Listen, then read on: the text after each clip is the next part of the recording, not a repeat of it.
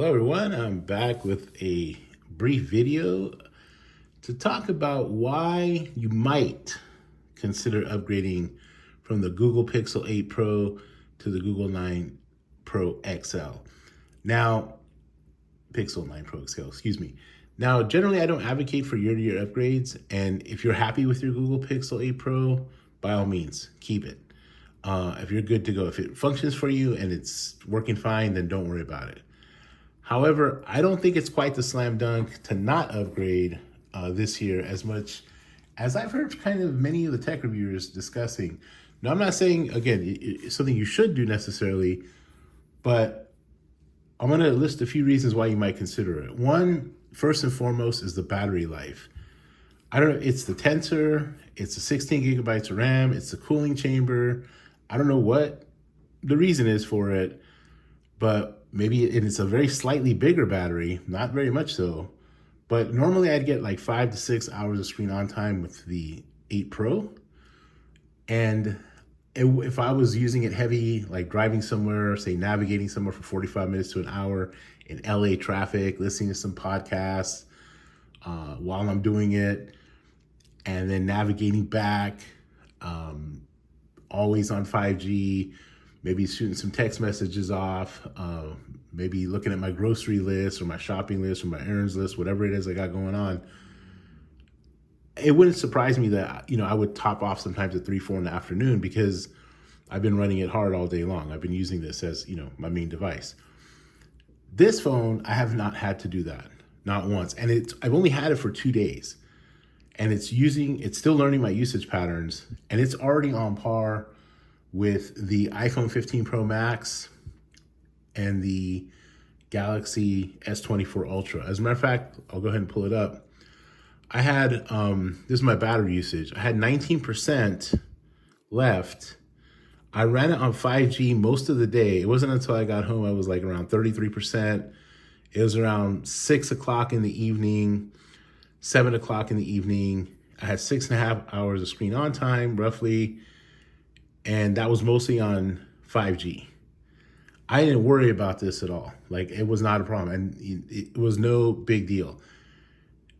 I was completely comfortable with it, and it's been that way for the first couple of days I've had it. And supposedly it's still learning the usage patterns. So I don't know what what the reason is for it is. I don't know if it's a slightly bigger battery, cooling, I guess the cooling chamber that's been put in there. It is the Tensor 4, versus the Tensor 3. Whatever's going on, they've nailed the battery life. Okay, so this is, again, on par with any of the best phones out there with respect to battery life. At least those that are available in the US. I can't speak for non-US phones. The fingerprint scanner. Now, I haven't really had too much issues with the fingerprint scanner on the 8 Pro. It's just a little janky sometimes. So I actually do use both the facial unlock and the fingerprint scanner because sometimes one works and the other one doesn't. This one, the Google 9 Pro XL, I haven't had an issue with it at all. It's like any top level phone I've had with the fingerprint scanner. That one I just had to swipe up. It works flawlessly. It never is an issue. So this is getting into your phone every day, all the time. I know for some people this can be annoying. This has not been an issue. So these sort of things that you do on the daily are important. The call connectivity, I've had issues with call connectivity with the 8 Pro. I have T-Mobile. Right now I have a Spectrum SIM in there. But when I have it mostly on T-Mobile, this was my primary device until this became my primary device. And I've had issues with call quality on the 8 Pro. I've had no issues at all. Same network. I'm not sure what the reason for it is, but the 9 Pro XL, and this is something that is important, right? These are the basics. I always felt like I had to compromise a little bit with the Google Pixels. I don't feel like I have to compromise anymore on anything.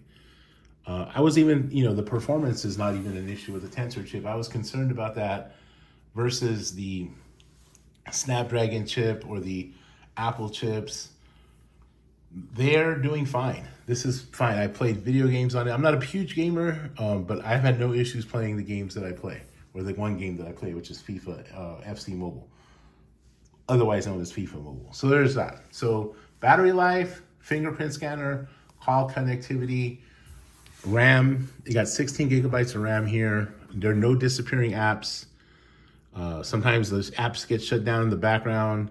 These are still there.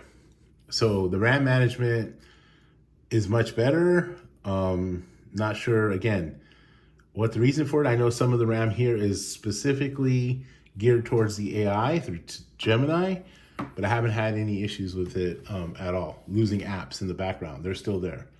So again, just these little things that are kind of annoying on this phone that don't exist. Those annoyances don't exist anymore on this phone. And these are the daily things.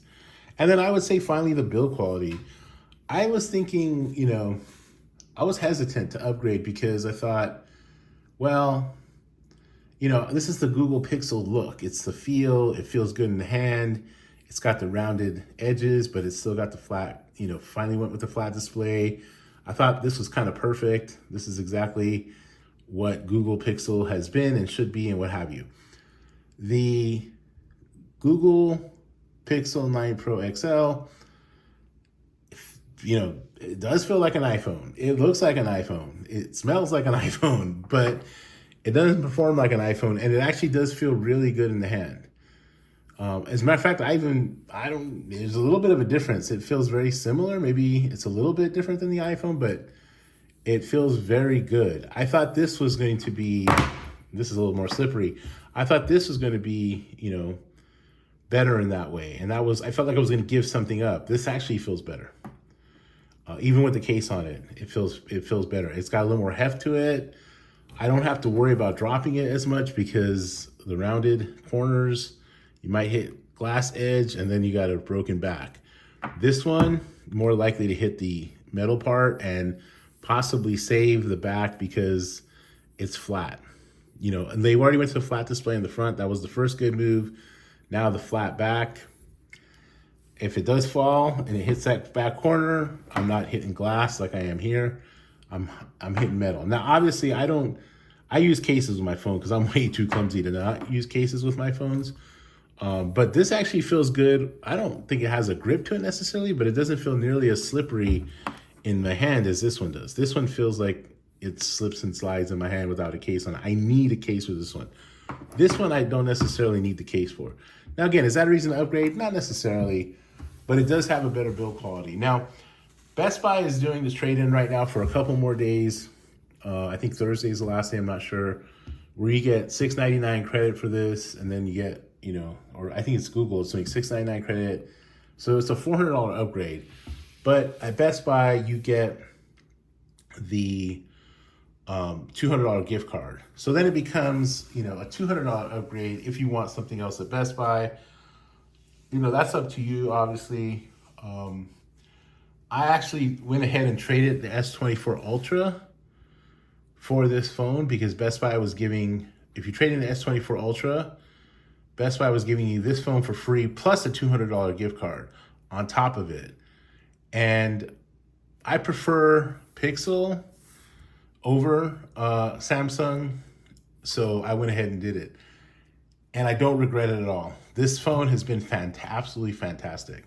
So, I just wanted to kind of talk about it. I didn't want to do like this typical first impressions video. And again, I don't advocate for a year-to-year upgrade, generally speaking, but I would possibly make an exception this year. If you have an S24 Ultra, is that something you want to, trade in? Not necessarily. It just depends on what's good for you. Like this is good for me. I prefer stock Android. I'm more and more invested now in the Google ecosystem of calendar, the apps, different, basically interactive things with Google Docs and what have you. So the Google phone works for me. I like the simplicity of stock Android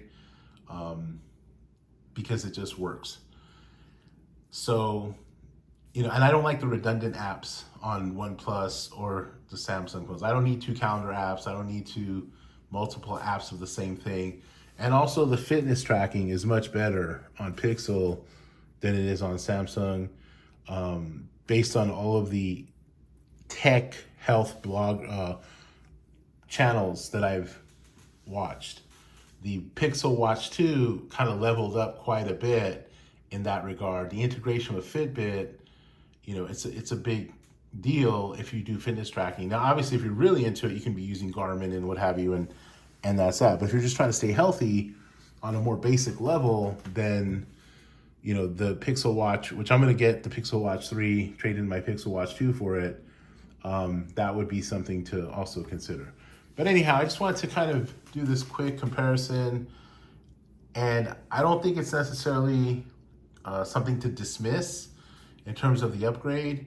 If battery life, the fingerprint scanner, call connectivity, those are three major things that you're having issues with on the 8 Pro. Now, I know some people claim they are, some people claim they're not, but if those are three kind of like base level things that you need a phone for, then I would suggest considering the upgrade, especially right now that you can get a pretty good trade-in on this, like $700.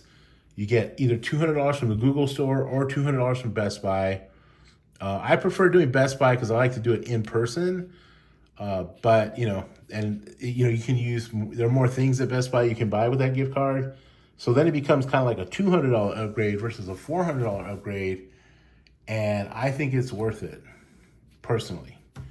All right, well, that's all I wanted to say about that. I hope you're well. I hope your family's well. And I'll have more to say on the Google Pixel 9 Pro XL in a future video after I play with it for another week or so and give you a fuller review.